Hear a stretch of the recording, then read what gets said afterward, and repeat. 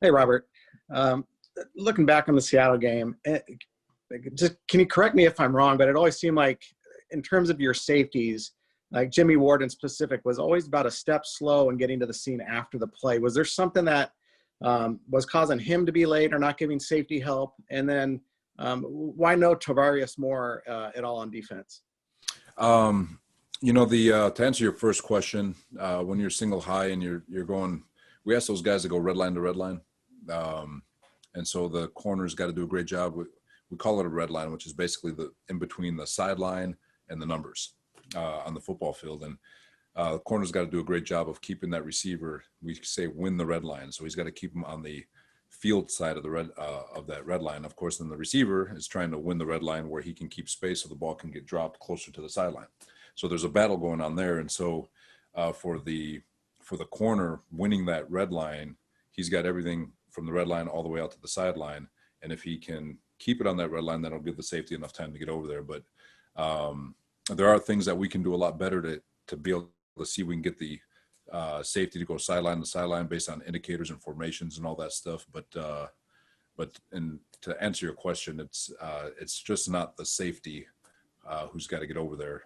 When you're playing when you're blitzing and you have to play single high and you're trying to put pressure on Russell, people are going to be left in one-on-one situations. And where Seattle's done a great job is up until the game on Sunday, DK, it was Lockett who was getting all the targets and all the attention, and not DK. And so they've got a two-headed monster over there that's pretty tough to deal with.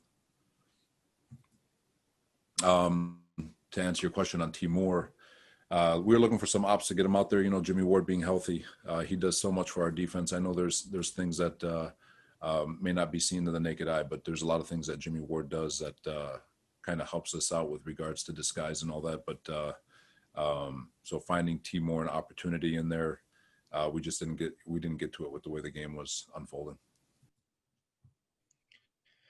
Robert, I'm curious as to what your process is for preparing for a Thursday night game. How much work you were able to do on the Packers maybe before Sunday, and also how much different does this Packers offense look compared to the two times you prepared to go against them last year?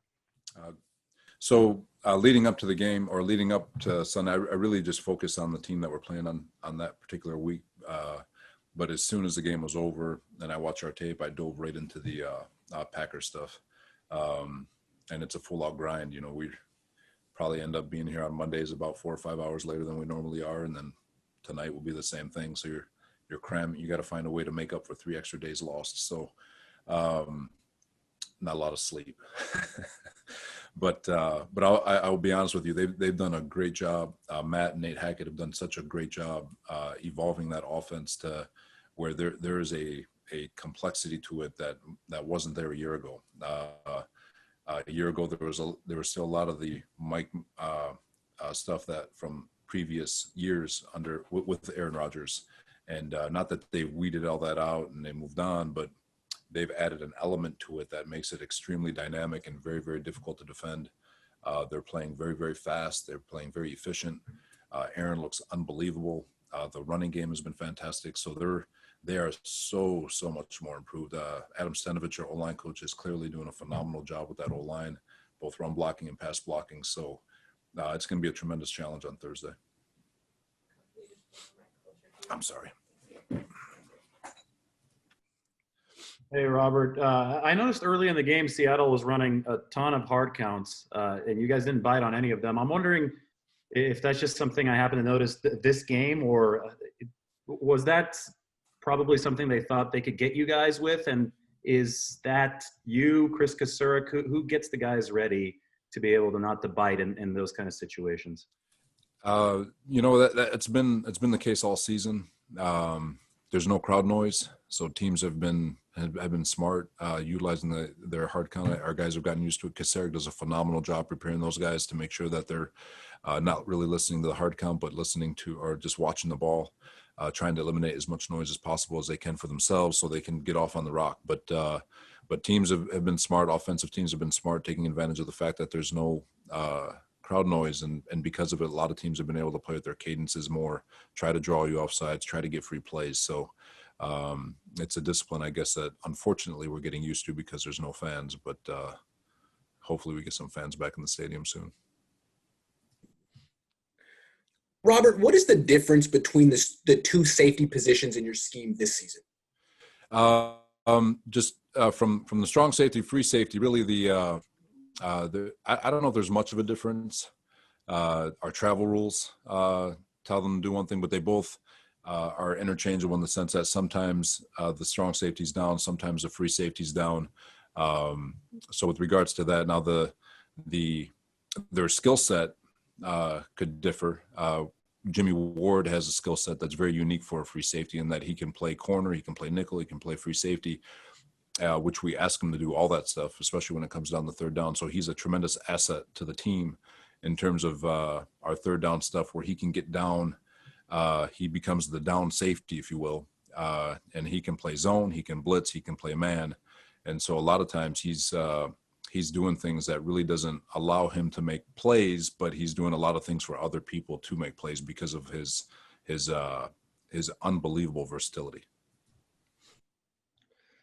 Robert, there's been a couple of times this season where the boundary cornerback has gotten picked on a bit.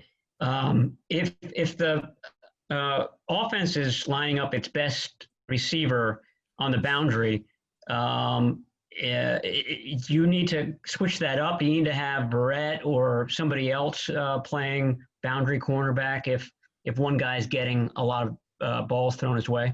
No, that's a fair question, Matt. There's we have tremendous faith in the way Mosley plays. Same thing with Verrett. They're both fantastic football players. Usually that boundary corner, we have the ability in our system to cloud the boundary. We have the ability to lean the safety over to the boundary. So it's a lot easier to protect the corner to the boundary, at least in our system, than it is to the field. We have ways to protect the field also, but it's much easier to do it on the fly in the game with the way we have it set. So having one or the other, it's been working out really good with the way we've had it set up this year with those two guys getting very comfortable with the looks that they're seeing, with the differences of the routes that come between the boundary and the field. They get very comfortable in the game on seeing things once, twice, and being able to react faster. As far as the whole thing with DK, the young man is a phenomenal football player, and Mosley has did a great job on him last year, and he did. And I'll be honest with you, you guys saw the 3rd and 2. He made an unbelievable play at the end of the game there, where he batted the ball out of the on the throw to the end zone. But with respect to DK, he had Mosley slipped on one of them that would have been a catch tackle for about 8 yards, but then he split the defense for a 46-yarder. And then they had the unbelievable catch on the goal ball that I thought was a great throw and catch between the two, which would, in my opinion, would be Mosley's one loss on a goal ball that he's had in a while as our corner. And then there was a couple of situations where we felt like we had a double on them, but they were still able to manipulate the formation to create some space. And a couple of times where Marcel Harris was right there in position to break up the pass, where we had some safety leaning to him, but they did a great job. They're creating different formations and sets to create just enough space for them to get 10, 12-yard completions to move sticks. But we got to continue to find ways to get better in terms of when it's getting to a certain spot, we've got to become more efficient.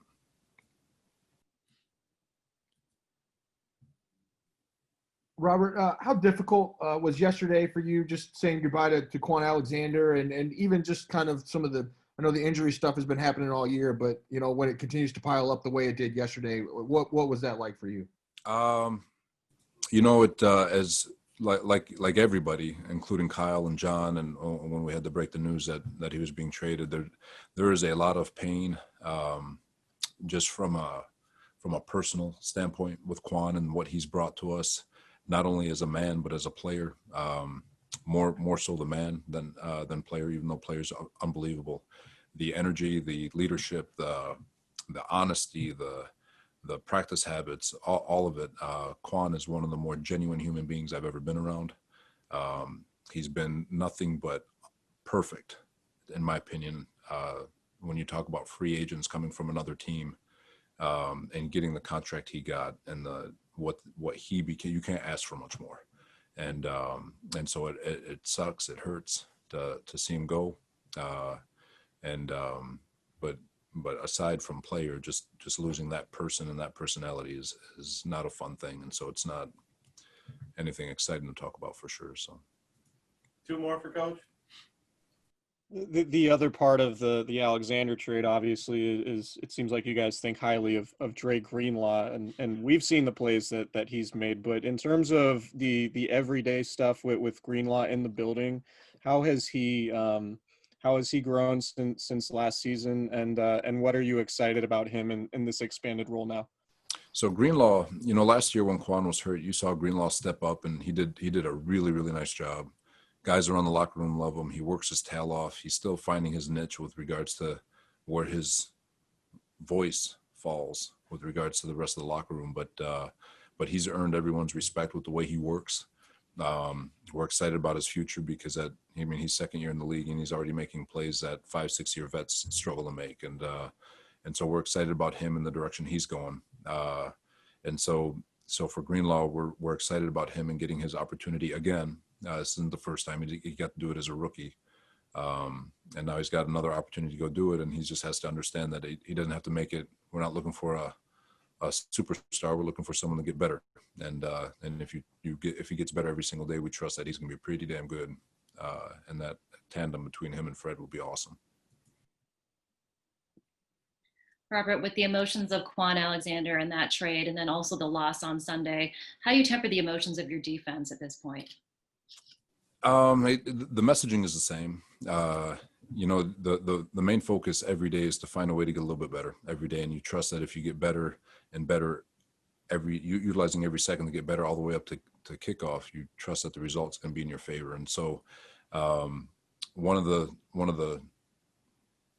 great and bad things about this league is it's very, very harsh, and you've got to be able to move on and move forward and find ways to let the past be the past, learn from it, and find ways to get better off of it.